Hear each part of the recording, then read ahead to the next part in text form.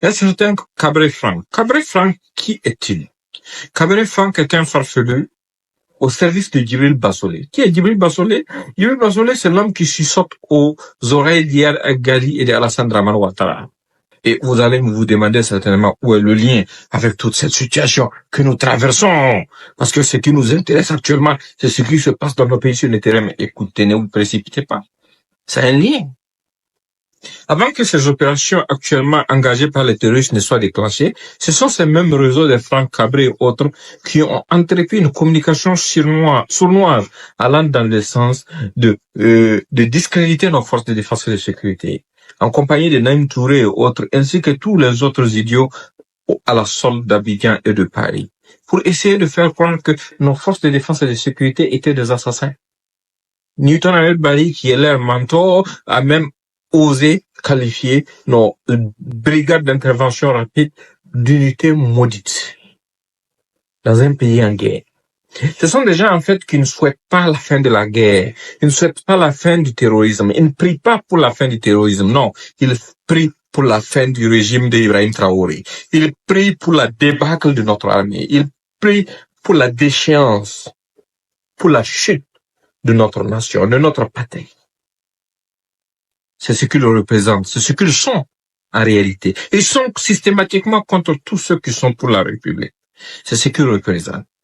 Mais avant de commencer, je vais d'abord vous faire écouter une première intervention de Franck Cabré et on va rebondir sur ça partie par partie.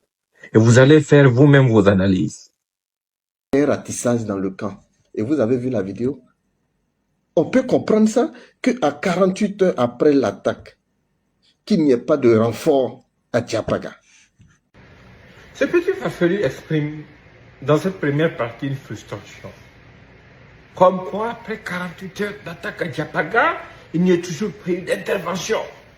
Et ils ne comprennent pas ça.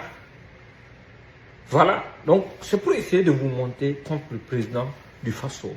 Essayez de vous faire croire que c'est Ibrahim Traoré le problème. Mais la première question que chaque Burkinabé doit se poser, c'est quoi?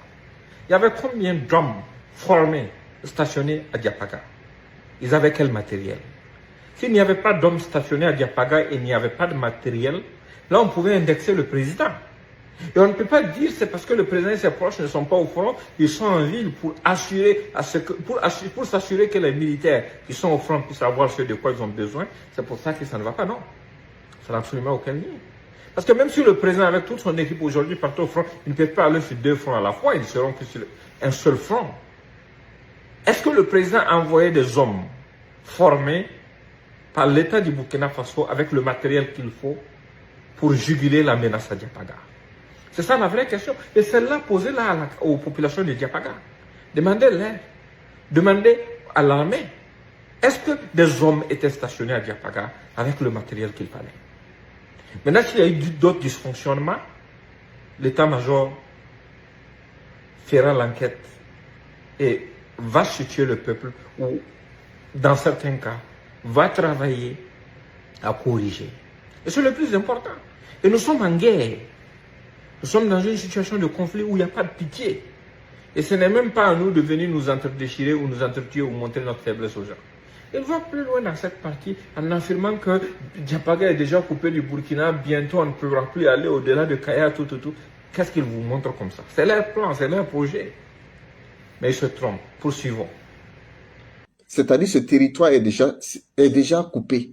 Quand vous prenez de Tenkodgo, Fada, vous allez prendre bientôt derrière Kaya, peut-être même Kaya, on ne va plus dépasser Kaya, et prenez tout le nord, le Sahel. Ça ne nous appartient plus. C'est vrai qu'on a des petits militaires, on a des petits détachements qui sont là-bas. Peut-être eux-mêmes, ils sont obligés de comploter avec les terreaux pour qu'on ne les attaque pas. Ça, je ne les en veux pas. Si c'est pour préserver leur nez face à des dirigeants irresponsables, c'est bon. Si vous pouvez discuter avec vos frères, bon, ce sont des Burkinabés insurgés. Après cette partie, ce petit farfelu est moins que rien, quelqu'un qui ne représente rien du tout, que les Burkinabés ignorent Ouaïhalama, qui a fui laisser ses parents au Burkina, dans la misère, dans la galère absolue, et qui vit aujourd'hui au procès de Djibril Bassolé depuis sa cachette au Ghana, ose affirmer ici que nos militaires qui sont dans les zones rouges sont des petits militaires J'insiste